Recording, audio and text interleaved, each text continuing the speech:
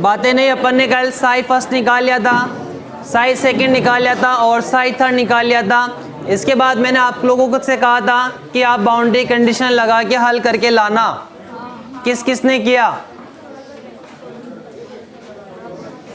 बस, बाकी ने नहीं किया। तो फिर आगे चलें या इसको वापस हल करवाऊं? हल करवाऊं? फीस दी पूरी। हाँ, देखो एक बार मैं साई फर्स्ट, साई सेकंड और साई थर्ड लिख लेता हूं, मेरे पास है नहीं। तो साई फर्स्ट बराबर क्या था? a की घात अल्फा एक्स, और साई सेकंड बराबर c sign beta x plus D cos beta x, और साई थर्ड बराबर g की घात माइनस अल्फा एक्स। एक बार चेक कर लें, Sai first, Sai second, Sai third यही था। समीकरण बता दे मुझे। 7 11 बस, बातें नहीं अब।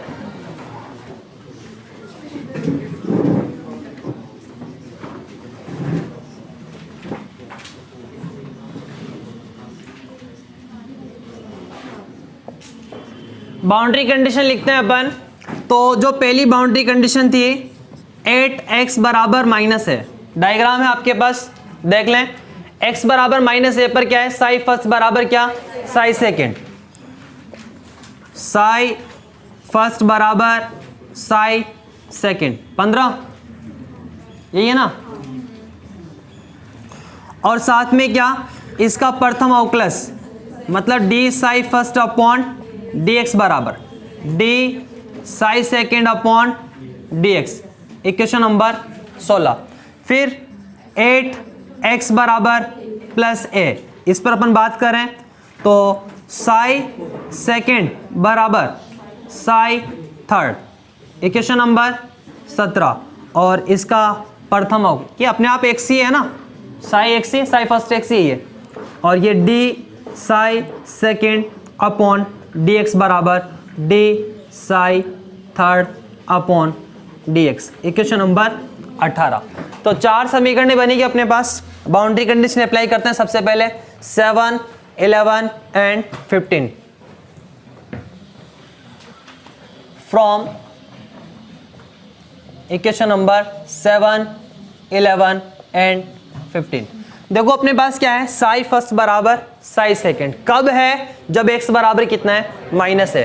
तो साई फर्स्ट ये रहा और साई सेकंड ये रहा, x की जगह माइनस ए रख देते हैं और दोनों समीकरणों को बराबर कर देते हैं। तो क्या आएगा अपने पास?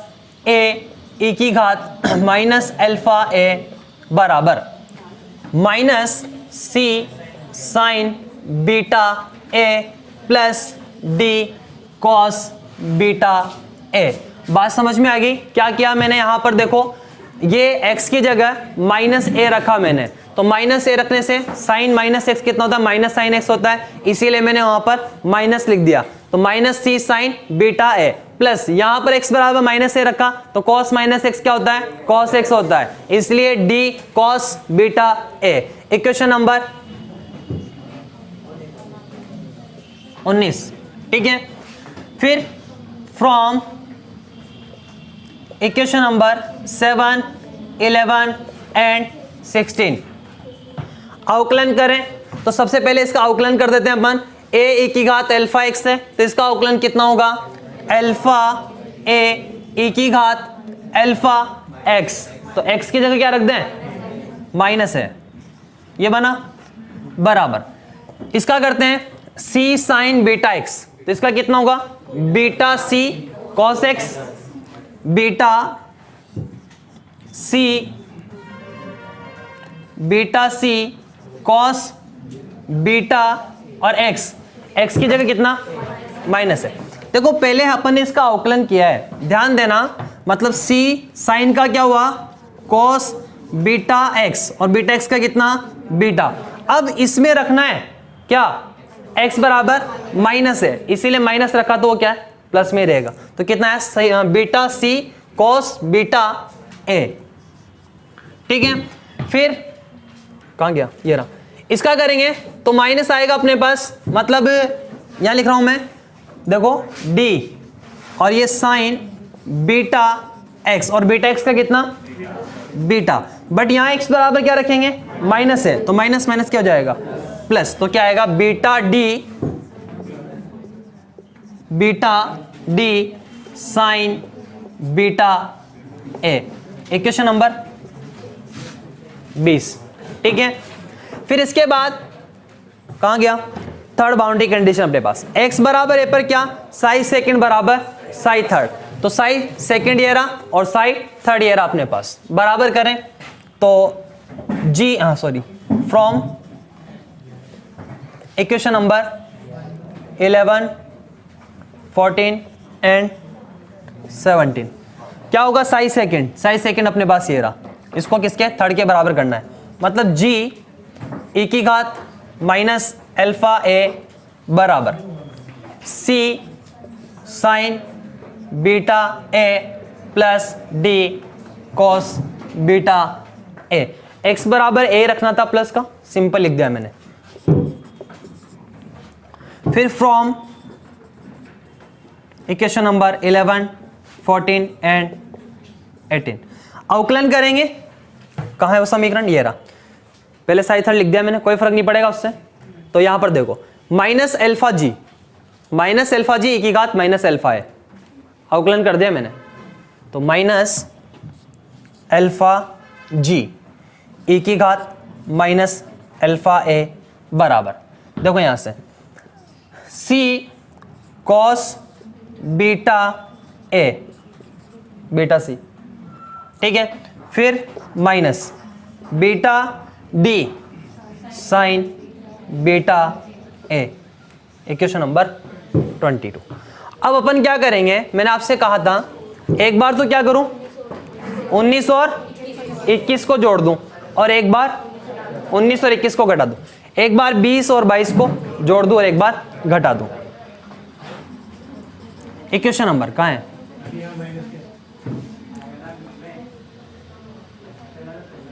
कहां पर, ये माइनस नहीं आ रहा यहां, ये रहा, इसका क्या अपन है, ये तो यहां देख लो पूरा एक बार, c साइन का क्या तो cos बीटा है और x बराबर प्लस का ये था, तो कोई फर्क नहीं पड़ा। इसका क्या d cos है, तो cos का क्या होगा माइनस का साइन, इसीलिए बीच में माइनस आ रहा है।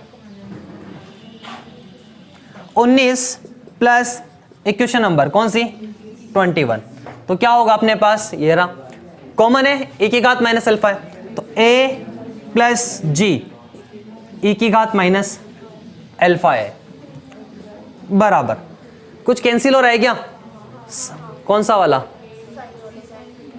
21 ये रहा, c साइन बीटा है तो 2d cos बीटा है, 2d cos बीटा है, इक्वेशन नंबर 23।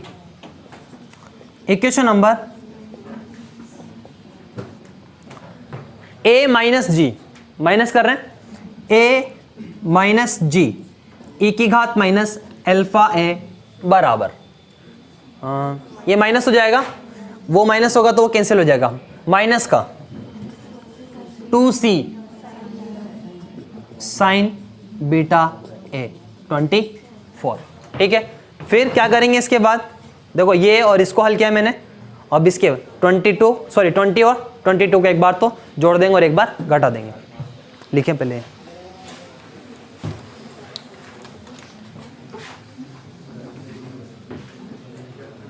कर लिया पूरा, लास्ट रिजल्ट, एक मिनट, अल्फा बराबर बीटा 10 बीटा है और माइनस बीटा कोट बीटा है, सही है, बट एक चीज ध्यान रखना, आपने a प्लस जी काटा होगा, मतलब अल्फा बराबर बीटा 10 बीटा आया, वहां a प्लस जी को काटा होगा ऊपर नीचे और एक d को काटा होगा, इस बात का मतलब ये हुआ यहां पर कि a plus G not equal to 0, d not equal to 0, यही मतलब है यहां पर। और जो सेकंड वाला है उसमें a माइनस जी को काटा होगा और c को काटा होगा, इस बात का मतलब ये हुआ कि a minus G not equal to 0 और c नॉट इक्वल टू 0। तो पहली जो कंडीशन है वो तो कब है, अल्फा बराबर बीटा टेन बीटा है, a plus G not equal to 0, d not equal to 0। और जो सेकेंड कंडीशन है अल्फा बराबर माइनस बीटा कोट बीटा है, ये कब है, a minus G not equal to 0, c not equal to 0। तो उसके सामने ये दोनों कंडीशन लिख लेना, दोनों को बराबर कर दो, फिर रुक जाओ, बस वेट करो हमारा, पहुंचते ही हैं वहां पर बस।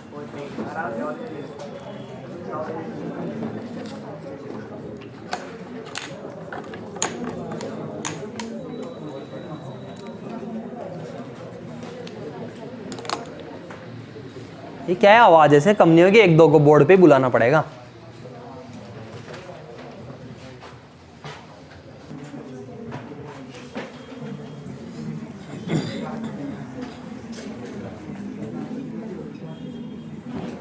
एक मौका था लास्ट इसको हल करने का, वो भी नहीं किया तुम लोगों ने। लास्ट टॉपिक था, ऐसा ही है।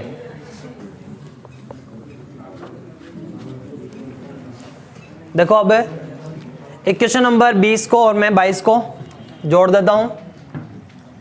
Equation number 20 plus equation number 22, ये रही 20 अपने पास और ये 22। तो क्या होगा, अल्फा कॉमन हो जाएगा और e की घात माइनस अल्फा भी कॉमन हो जाएगा। तो a माइनस जी और a की घात माइनस अल्फा a बराबर क्या कैंसिल हुआ, ये वाली समीकरण है ना, beta D sine beta A cancel हो गया, मतलब beta C to beta C cos beta A 25। फिर equation number 20 minus equation number 22। तो माइनस करेंगे तो ये प्लस हो जाएगा यहाँ पर। तो क्या होगा, अल्फा ए प्लस जी e की घात माइनस अल्फा ए बराबर, माइनस करेंगे तो ये पद माइनस होगा और ये प्लस है, ये माइनस माइनस प्लस हो जाएगा, 2 बीटा डी साइन बीटा ए इक्वेशन नंबर 26। तो 4 समीकरण दिख रही है आपको, 23, 24, 25, 26। इसके बाद मैंने क्या कहा था आपसे, इक्वेशन नंबर क्या 26 डिवाइडेड बाई 23 भाग दे दे अपन। तो अल्फा ए प्लस जी e की घात माइनस अल्फा ए अपॉन 23 है ना, 23 ए प्लस जी e की घात माइनस अल्फा ए बराबर 2 beta D sine beta A upon 2 D cos beta है। ठीक है, ये a प्लस जी से a प्लस जी कैंसिल और e की घात माइनस अल्फा से e की घात माइनस अल्फा कैंसिल हो जाएगा और 2 से 2 d से d कैंसिल हो जाएगा। देखो यहां पर a plus G not equal to 0 है। अरे अगर 0 होता तो पूरा ही 0 जाता, 0 जाता ना। तो यहां पर अपने पास क्या है, a प्लस जी क्या है, नॉट इक्वल टू 0 है और डी भी क्या है, नॉट इक्वल टू 0 है। तो यहां से अपने पास क्या आएगा, अल्फा बस, और इधर से बीटा और sine upon cos 10 beta A. तो ये रिलेशन कब मिला अपन को, जब क्या है a प्लस जी क्या है, नॉट इक्वल टू 0 और d नॉट इक्वल टू 0, 27। क्या करें अब, 2 समीकरणें बची हुई है, कौन कौन सी, 25 और 24। ठीक है, मतलब क्या करें, 25 डिवाइडेड बाई 24।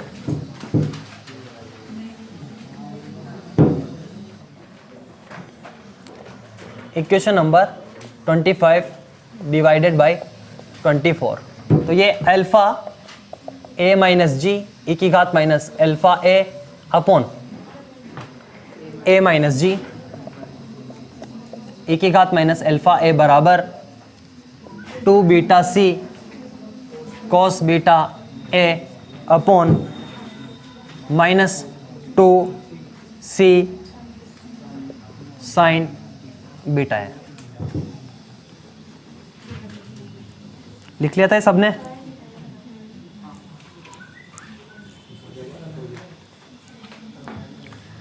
तो a माइनस जी से a माइनस जी कैंसिल हो जाएगा, 2 से 2 कैंसिल हो जाएगा, c से c।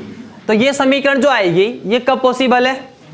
जब a माइनस जी क्या है, नॉट इक्वल टू 0, और क्या है c नॉट इक्वल टू 0। तो अल्फा बराबर minus beta cot beta A. ये आ रहा था सबके? तुम तो चेक कर रहे थे कि सर को आता है कि नहीं आता? तुम्हारे तो पहले आ गया था, है ना? ठीक है। तो a माइनस जी क्या है, नॉट इक्वल टू 0, और c क्या है, नॉट इक्वल टू 0। समीकरण 28 दोनों को बराबर कर दूं फ्रॉम इक्वेशन नंबर 27 एंड 28। कहाँ गया? बीटा tan बीटा ए बराबर minus beta cot beta A. Beta से beta cancel, tan beta A upon cot beta A बराबर -1 tan स्क्वायर बीटा ए बराबर -1। समीकरण, तो समीकरण जो 29 है इससे ये स्पष्ट हो रहा है कि जो बीटा का मान है वो क्या हो, काल्पनिक है। बीटा का मान क्या है, काल्पनिक है, जबकि समीकरण 9 के अनुसार बीटा का मान क्या है, वास्तविक। देखो तो सही एक बार, समीकरण 9 क्या है, तो m/h क्रॉस का स्क्वायर v नॉट माइनस ई। देख लो, तुम्हें शर्म आती नहीं है पेज पलटने में? हाँ, समीकरण 9 ही है अपने पास, वो 9 ही थी, मैंने याद है। तो यहां पर अपन क्या कह सकते हैं कि समीकरण 9 के अनुसार बीटा का मान क्या है, वास्तविक है। अतः इसको अपन क्या करते हैं, दो प्रकार से हल करते हैं। कैसे? पहला केस लेता हूं मैं, अल्फा बराबर बीटा tan बीटा है। अल्फा बराबर बीटा tan बीटा है। जब ये होगा उस केस में आपके पास a माइनस जी बराबर क्या होगा, 0, और c बराबर क्या होगा, 0। ठीक है, तो अपने पास जो साई फर्स्ट था वो समीकरण 7 थी, a की घात अल्फा x, a की घात अल्फा x, और जो साई सेकंड था वो c sign beta x plus d cos beta x था, और जो साई थर्ड था वो g e की घात माइनस अल्फा x था। तो यहां से a माइनस जी बराबर 0 है, इसका मतलब a बराबर क्या, g। तो वहां पर जो लास्ट है g की जगह क्या रख दोगे, a रख दोगे। तो साई फर्स्ट आ गया, साई सेकंड आ गया, साई थर्ड आ गया, और उसमें c बराबर आप 0 रखोगे, तो c बराबर 0 रखोगे तो cos वाला पद आएगा, d cos बीटा x। तो यहां पर जो cos बीटा x है वो क्या है, समफलन है। तो ये किसको प्रदर्शित करेगा, सम अवस्थाओं को प्रदर्शित करेगा। जबकि दूसरा केस अगर मैं लूं, अल्फा बराबर माइनस बीटा कॉट बीटा है, तो यहां पर क्या होगा इस केस में, a minus G sorry a plus G बराबर 0, और d बराबर क्या, 0। तो a बराबर माइनस जी, तो जो साइन थर्ड है वहां माइनस रख देना, माइनस है, और इसमें d का मान 0 है, मतलब साइन का पद आएगा। तो साइन कैसा पद है, विषम है, मतलब ये विषम अवस्थाओं को प्रदर्शित करेगा, प्रतिसम्मित कह सकते हो आप। ठीक है, तो पहले यहां तक बात कंप्लीट करें।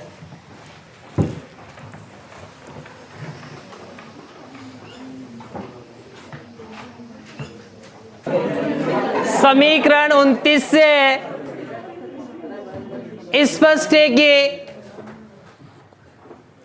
समीकरण 29 से स्पष्ट है कि बीटा का मान काल्पनिक, समीकरण 29 से स्पष्ट है कि बीटा का मान काल्पनिक प्राप्त होगा, काल्पनिक प्राप्त होगा, किंतु समीकरण 9 के अनुसार, समीकरण 9 के अनुसार बीटा वास्तविक राशि प्राप्त होती है, बीटा वास्तविक राशि प्राप्त होती है।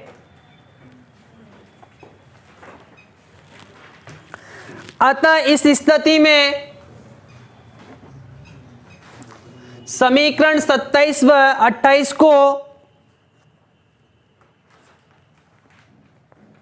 समीकरण 27 व 28 को निम्न दो स्थितियों में हल किया जाता है।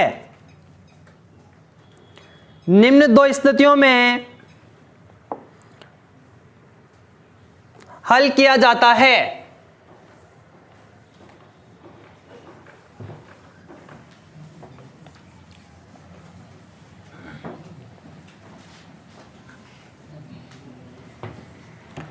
केस फर्स्ट, देखो अल्फा बराबर बीटा टेन बीटा है। ये अपन को कब मिलेगा? जब a plus G not equal to zero, D not equal to zero. ठीक है, तो यहां पर ये चीज अपन को प्राप्त करनी है, तो ये नॉट इक्वल टू जीरो होना चाहिए। तो फिर जीरो क्या होना चाहिए? a माइनस जी बराबर जीरो और c बराबर जीरो। अगर बराबर नहीं करोगे तो वापस काल्पनिक मिलेगा, बराबर जीरो नहीं करोगे तो क्या होगा? काल्पनिक मान मिलेगा।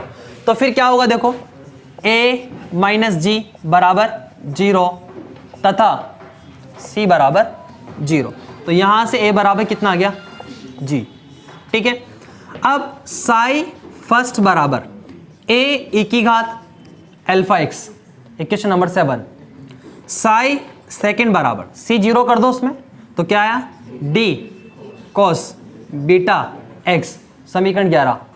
और साई थर्ड बराबर g की जगह क्या? a e की घात माइनस अल्फा x, समीकरण 14। ठीक है, तो यहां पर जो cos बीटा x है वो कैसा फलन है? सम फलन है। अतः ये सम अवस्थाओं के संगत आइगन फलन को प्रदर्शित करेगा। ठीक है,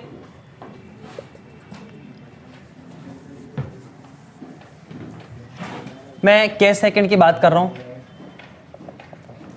अल्फा बराबर क्या? माइनस बीटा कोट बीटा है, ये प्राप्त करना है। ये कब प्राप्त होगा? जब a प्लस जी बराबर कितना? जीरो तथा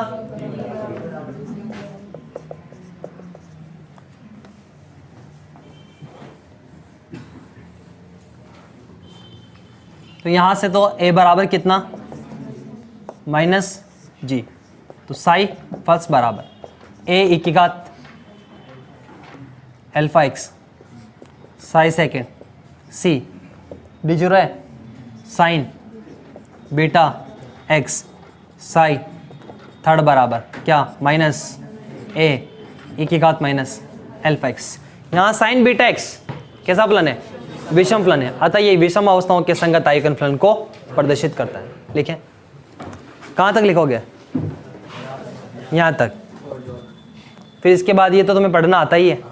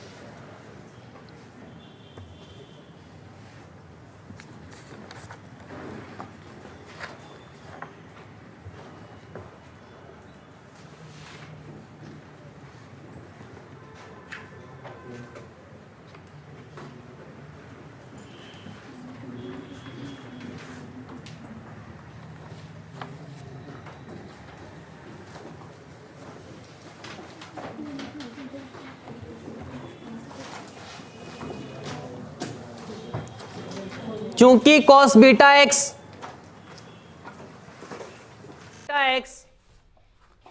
समफलन है, अतः ये सम अवस्थाओं के आइगन फलन को प्रदर्शित करता है। अतः ये सम अवस्थाओं के आइगन फलन को प्रदर्शित करता है। कैसे सेकंड लिखे?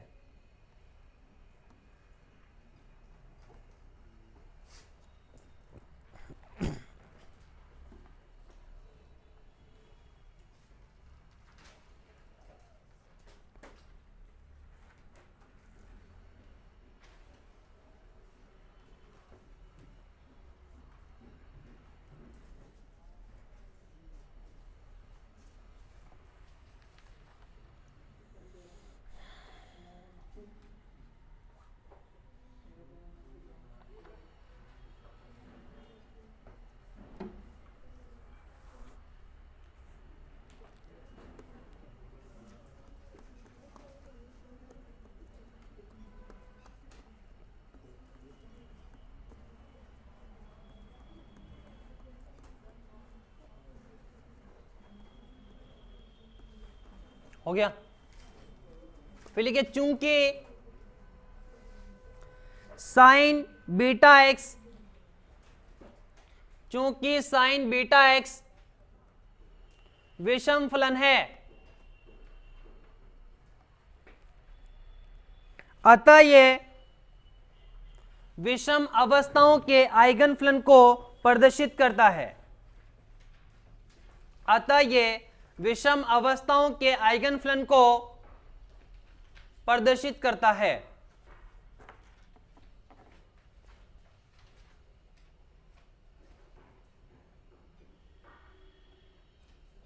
ठीक है, अब ये जो अल्फा बराबर बीटा टेन बीटा है और अल्फा बराबर माइनस बीटा कॉट बीटा है, ये जो समीकरण है अपने पास, ये कौन सी समीकरण है? 25 26, देखो 27 28 है। ठीक है, तो एक लाइन लिखेंगे कि सुनो पहले, समीकरण 27 और 28 क्या है? अबीजीय समीकरण है। कैसी है? अबीजीय समीकरण है, अतः इन्हें सामान्य बीजगणित से हल नहीं किया जा सकता, इसलिए ग्राफीय विधि का उपयोग करते हैं, या ग्राफीय विधि की सहायता से इनको हल किया जाता है। तो ग्राफीय विधि से इसको हल करने के लिए क्या करते हैं? लेट अल्फा ए को मैं क्या मान लेता हूं? y, और बीटा ए को मैं क्या मान लेता हूं? x। उल्टा भी मान सकते हो, कोई दिक्कत नहीं है। तो यहां से मैं समीकरण कौन सी है? 30 और ये 31, इन दोनों का वर्ग करके जोड़ दूं। इक्वेशन नंबर 30 का वर्ग प्लस इक्वेशन नंबर 31 का वर्ग कर देता हूं मैं। तो ये क्या आएगा? X square plus Y square बराबर beta square A square plus alpha square A square. तो यहाँ से ए स्क्वायर तो कॉमन हो जाएगा और ये क्या जाएगा? Beta square plus alpha square. तो ए स्क्वायर बीटा स्क्वायर कितना है आपके पास? 2m अपॉन एच क्रॉस का square V naught minus E, यही है, plus 2me upon H cross का स्क्वायर। ये कट जाएगा एक, मतलब 2me अपॉन एच क्रॉस का स्क्वायर है ना, और 2m V naught upon H cross का स्क्वायर। ये क्या है? X square plus Y square है। तो क्या आएगा मेरे पास यहाँ से?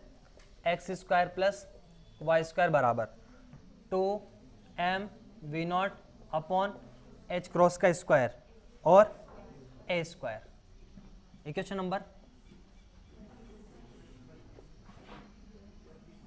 32। जो समीकरण 32 है वो एक वृत्त का समीकरण है जिसकी त्रिज्या √2m V naught upon H cross का स्क्वायर ए स्क्वायर है। अंडर रूट बोल दिया मैंने, ठीक है। अब इसके बाद देखो मेरे पास जो समीकरण 28 है 29 कौन सी है? 27 27 है ना। इसको मैं क्या करता हूँ? अल्फा ए बनाने के लिए किससे इंटू करता हूँ? ए से, तो अल्फा ए बन जाएगा। इसी तरह से जो वो समीकरण है उसको मैं किससे इंटू करता हूँ? कौन सी है? 28, इसको ऐसे इंटू करता हूँ मैं, तो अल्फा बराबर beta A cot beta A बन जाएगा। तो दो वक्र यहाँ से बनेंगे मेरे पास। इक्वेशन नंबर 27 इंटू ए, मतलब अल्फा ए बराबर beta A tan beta A. Alpha A क्या है? वाई बराबर बीटा है एक्स टेन एक्स। एक वक्र तो ये बन गया, y बराबर x tan X. Equation number 33। Equation number 28 into A, तो अल्फा ए बराबर minus beta A cot beta A, y बराबर माइनस एक्स टेन एक्स। एक समीकरण बिल्कुल कोट आएगा, कोट एक्स। Equation number 34। तो एक ये तो वृत्त का समीकरण हो गया, और ये y बराबर एक्स टेन एक्स का वक्र हो गया, ये y बराबर माइनस एक्स कोट एक्स का वक्र हो गया। एक चीज और निकाल लेते हैं अपन, ऊर्जा आइगन मान भी निकाल लेते हैं इनके। तो from equation number 30 alpha A बराबर क्या? y, तो अल्फा स्क्वायर ए स्क्वायर बराबर क्या? y square.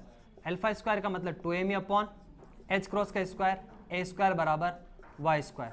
तो e बराबर y स्क्वायर एच क्रॉस का square upon 2m A square. मैं इसको ऐसे लिख दूं क्या?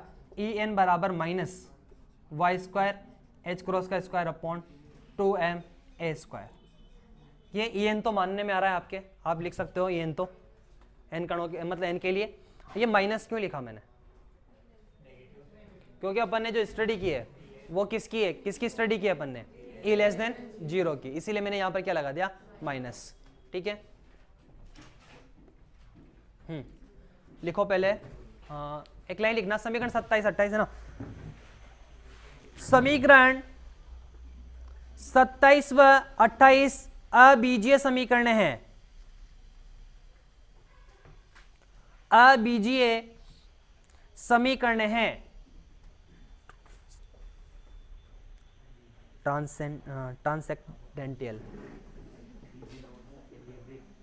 अबीजीय समीकरण है, अतः सामान्य बीजगणित से हल संभव नहीं है, सामान्य बीजगणित से हल संभव नहीं है। अतः समीकरण 27 व 28 को हल करने के लिए, समीकरण 27 व 28 को हल करने के लिए ग्राफीय विधि का उपयोग करते हैं, ग्राफीय विधि का उपयोग करते हैं। तो इसके लिए मैंने ग्राफीय विधि से हल करने के लिए अल्फा ए को क्या मान लिया, y, और बीटा ए को क्या मान लिया, x। कोई बुक उठा के मेरे पास मत आ जाना सर बुक में तो अल्फा ए को x माना है, आप भी x मानो, है ना। तो ये वर्क करके जोड़ दिया मैंने, ए स्क्वायर कॉमन ले लिया, बीटा का मान रख दिया, अल्फा का मान रख दिया और कैलकुलेट कर लिया। तो ये क्या है, एक वृत्त का समीकरण है जिसकी त्रिज्या, यहां तक लिखो 32।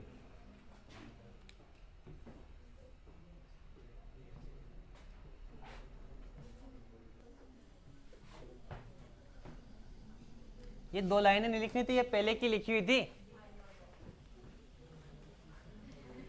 किस किस ने लिख लिया, ईमानदारी से बताना, देखें।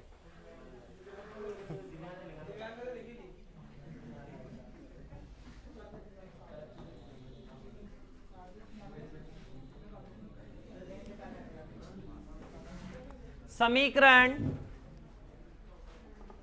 32 एक वृत्त का समीकरण है, एक वृत्त का समीकरण है जिसकी त्रिज्या r बराबर √2mv0 a square upon h cross का स्क्वायर है।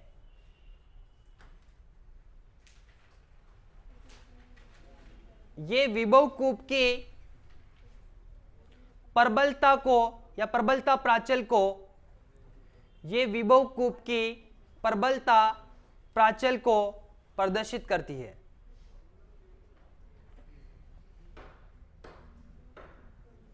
फिर लास्ट लिख लो वो पूरा।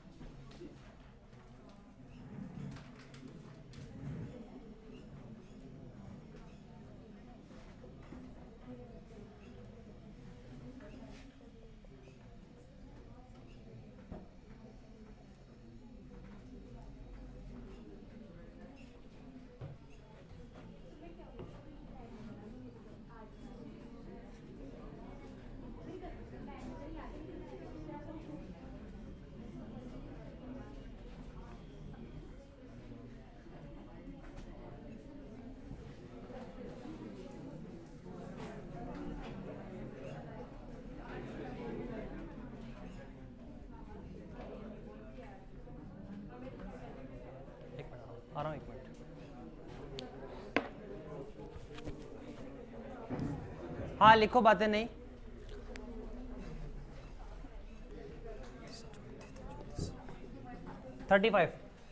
समीकरण 35, 5 मिनट आ रहा हूं है ना। समीकरण 35 में y का मान रखने पर, समीकरण 35 में y का मान रखने पर परिमित गहराई के विभव कूप में, परिमित गहराई के विभव कूप में ऊर्जा का मान ज्ञात करते हैं।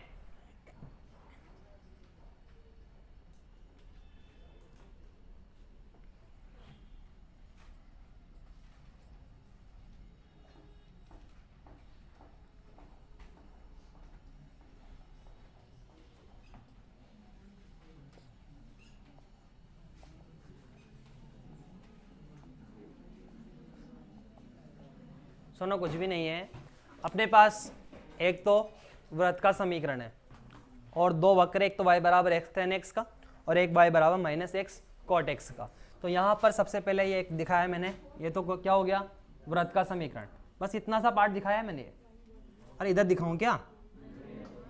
बस बहुत है ना, इतना ही याद रह जाएगा जो बड़े है ना ये। और एक y बराबर x tan x, तो ये देखो y बराबर x tan x का वक्र मैंने डार्क लाइन से दिखा दिया, और एक दूसरा है y बराबर माइनस एक्स कॉट x का, इसको मैंने ये डॉटेड लाइन से दिखा दिया। तो यहाँ पर कुछ भी नहीं है कि ये जो वृत्त है, वक्र y बराबर x tan x और y बराबर माइनस एक्स कॉट x को जितने बिंदुओं पर प्रतिच्छेद करता है उतनी ही ऊर्जा अवस्थाएं प्राप्त होती है, उतनी ही ऊर्जा अवस्थाएं प्राप्त होती है। अगर अपन v0 का मान बढ़ाएं, किसका, v0 का मान बढ़ाएं, तो त्रिज्या का मान क्या होगा, बढ़ेगा। ये किसको प्रदर्शित कर रहा है, त्रिज्या को। त्रिज्या का मान बढ़ेगा, बड़ा गोला, उतनी ही ज्यादा ऊर्जा अवस्थाएं प्राप्त होगी, उतनी ही ज्यादा ऊर्जा अवस्थाएं प्राप्त होगी। इसका मतलब जो ऊर्जा अवस्थाएं वो किस पे डिपेंड कर रही है, गहराई पर। किस पर, गहराई पर। बस डायग्राम बनाओ, दोनों ही बना लो, और दिखानी है मुझे थ्योरी भी अभी। बस 5 मिनट रुक जाओ।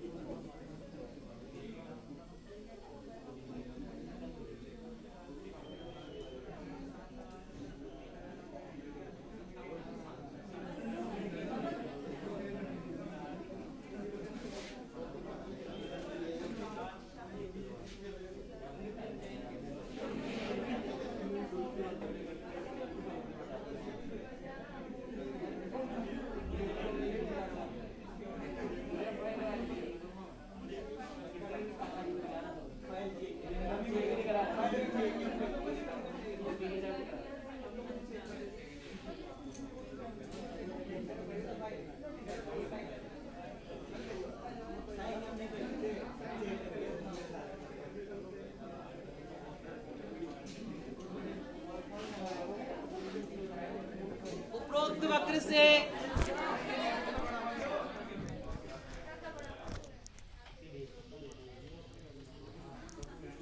क्या बोला चंचल ने, क्या बोला इसने,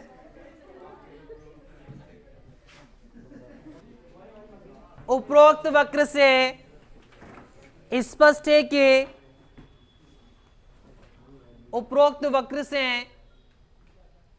स्पष्ट है कि वृत्त X square plus Y square बराबर 2mv0 a square upon h cross का square, X square plus Y square बराबर 2mv0 a square upon h cross का स्क्वायर वक्र y बराबर x tan x व y बराबर माइनस x cot x को जिन बिंदुओं पर प्रतिच्छेद करते हैं या करता है, जिन बिंदुओं पर प्रतिच्छेद करता है उतनी ही ऊर्जा अवस्थाएं प्राप्त होती है, उतनी ही ऊर्जा अवस्थाएं प्राप्त होती है।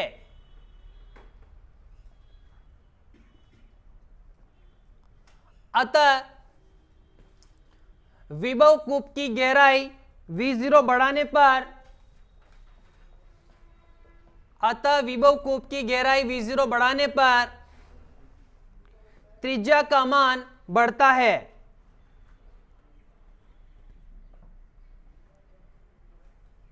त्रिज्या का मान बढ़ता है जिससे प्रतिच्छेद बिंदुओं की संख्या बढ़ने से, जिससे प्रतिच्छेद बिंदुओं की संख्या बढ़ने से समीकरण 35 से ऊर्जा अवस्थाओं में भी वृद्धि होगी, ऊर्जा अवस्थाओं में भी वृद्धि होगी।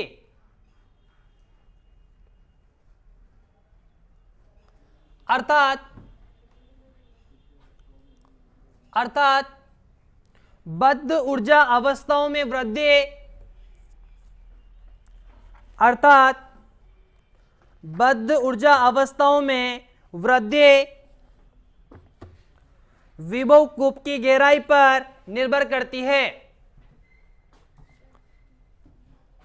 विभव कूप की गहराई पर निर्भर करती है।